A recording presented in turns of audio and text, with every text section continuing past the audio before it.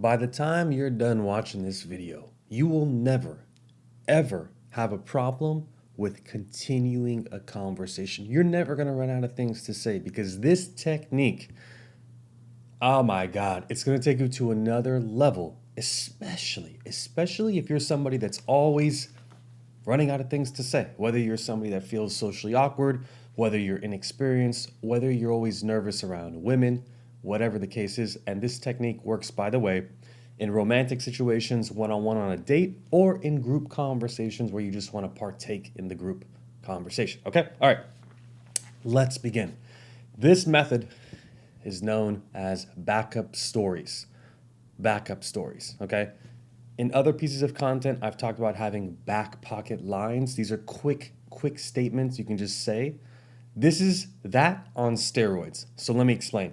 A backup story is something that you say when you notice that a conversation between somebody else and you starts to fade. You start noticing that, all right, I'm running out of shit to talk about with this person. Either they're really boring or for whatever reason, you got nothing. You got nothing left, okay?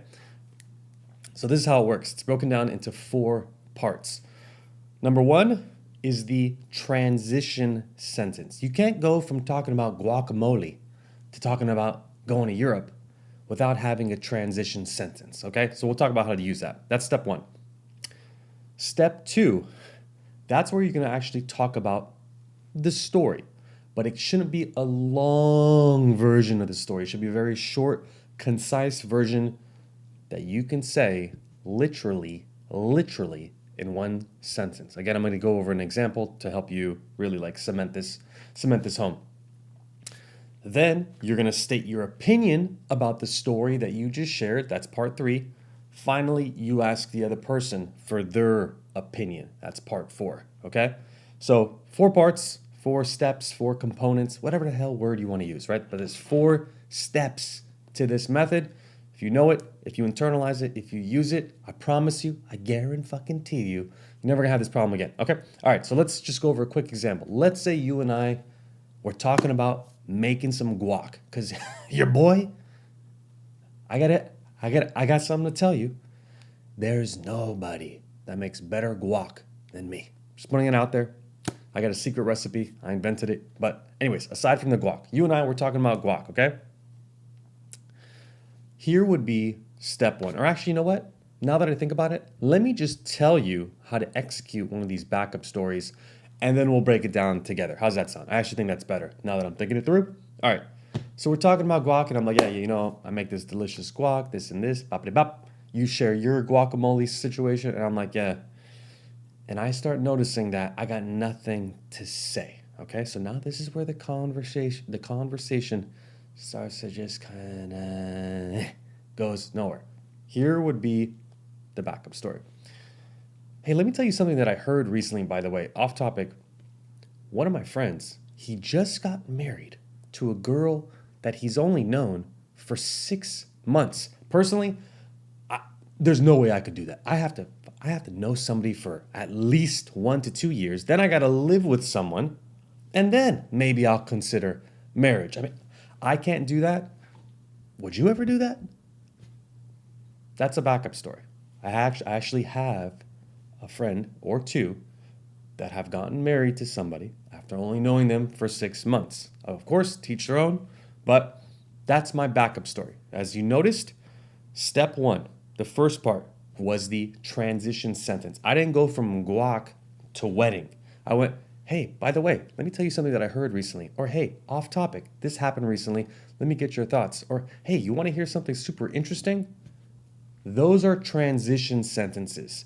You don't want to just go from one topic to another topic without a transition sentence. That's super key. That's step 1. And if you're like, fuck, I'm already overthinking the transition sentences, just say this. I say this all day long. Hey, off topic, but blah, blah, blah, blah, blah, whatever it is. Hey, by the way, super random, blah, blah, blah, blah, blah, right?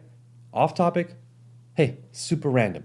That at least lets the other person know you're about to completely change gears. If you don't do that, That's what could be making others think that you're awkward or that you're socially inexperienced, okay? So that's step one. That's a transition sentence. Step two is the story, okay? A good way to know if your story is concise enough, because remember, you don't want to go too long in your story. This is not the time for a long story, because this method is about getting the other person's opinion, getting them involved. That's what gets them excited. You should be able to say your you should be able to say your story in one sentence, okay? My friend got married to a woman that he only knew for 6 months, period. My buddy quit his job and moved to Europe, period. My buddy went to Vegas and stayed there for 6 years, period. Whatever it is that you want to talk about, whatever story you have in your life that you've heard, that you've read, that you've experienced with somebody else, just go through it and just think, all right, well, how do I distill this complex story into one sentence, okay? So that's step two. Step three, I share my opinion of the story. Let me recap step two. So my story obviously is my buddy got married to a girl that he only knew for 6 months. That's the story. Step three, my opinion of the story. Hey, I could never do that. I gotta know somebody for a while. I gotta live with them. That's my opinion of this story. Step four, the last part. Hey, what do you think about that? Would you do that? You'll know that you've done this well when by the time you get to step four, the other person's like ready to share their opinion on the story. That's what gets people excited, is you start noticing like, whoa, okay, hold on. As I'm talking about this with that person, their body language, maybe they're kind of like leaning in, or their body's fidgeting a little bit. That lets you know that they're ready to add their 2 cents to the story. So once again, we're talking about guac. I'm like, hey, super random. My buddy, he just got married to a girl he only knew for 6 months. I could never do that. I got to know somebody for at least a couple years, and then I got to live with them. Dude, could you do that?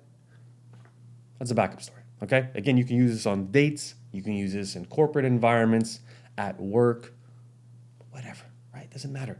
The reality of the situation is I don't give a shit if you're the most boring fucking guy who doesn't leave the house. You got stories. So do not belittle yourself. Don't think, I got nothing to talk about. Yeah, you got stuff to talk about, all right? You just got to think through what these backup stories are, break them down into 4 components. Maybe you do a run through with the mirror. That's okay. And then whenever you notice a lull, again, on a first date or in other situations, and you're just like, shit, here we go. Another awkward silence,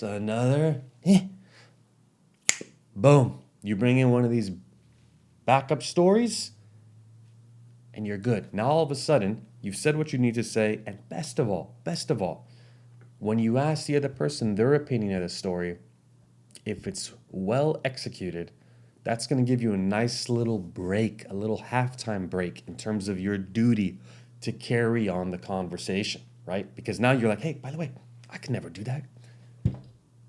Could you do that? And now they're talking. And as they're talking, you're like, all right, cool. I can chill for a second. I can relax. And then you hear what they say.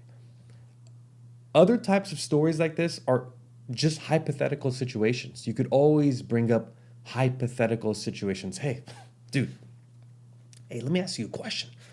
The other day, I was driving and I saw somebody who literally almost got hit by a car. If that was me, oh my God, that would have given me anxiety the whole day. Would that have given you anxiety too? What would you have done if you were walking across the street and you almost got hit by a car? What would you do, right? I'm just making this shit up. I'm just making stuff up right now. The point is, you can just get so good at this that even if you don't have backup stories, you're just bringing up hypothetical situations. Hey, dude, let me get your take on this. If you randomly woke up and you got 20 million deposited into your bank account, you just got an email notification about the 20 million. How would you spend it? Me, personally, I would take my entire family to Europe. That's what I would do. What would you do, right? That's it. You're just talking. And remember, this method, the key here is not to just share your story and then be like, hey, look at me. No, no, no. We're talking and getting the other person's opinion. We're getting them involved. We're getting them engaged. Again, if you're new, if you're uncomfortable in these type of situations, just get a piece of paper or think about it. What backup stories do I have? What stories can I bring up either from my own life or from life with others, stories that I've heard, situations my friends or family members have been in that I could bring up and get the other person engaged. And the best part is, dude, you can use these all day long. This story that I told you about my friend, this fucking happened 2.5 years ago. Fuck, almost maybe 3 years ago. I still bring it up because I'm just like, I'm so fascinated by dating, relationships, psychology, communication. So obviously that's my thing. You have your thing, whether it's video games, books, coding, AI, tech, whatever it is for you. You just bring that up, right? Easy, right? If you use backup stories, you will never have a problem running out of things to say. And eventually, these backup stories, you're not going to just have one or two. No, no, no. You're going to have fucking 10 of them. And you just start bringing up story after story after story. And all of a sudden, you're on a date, you're in a group conversation. When you walk away or the date ends, you know what other people are going to be thinking? Damn, this guy, he's one hell of a conversationalist. You know why? Because not only are you, but you got the other person involved. When you get other people involved, they feel desired, they feel important, they feel recognized. They realize that, hold on a second, this person that I'm dealing with, whether you're a man or woman watching right now, is sophisticated and intelligent and versatile enough to get me involved in his story. That's advanced. You want to be advanced? Subscribe to my channel.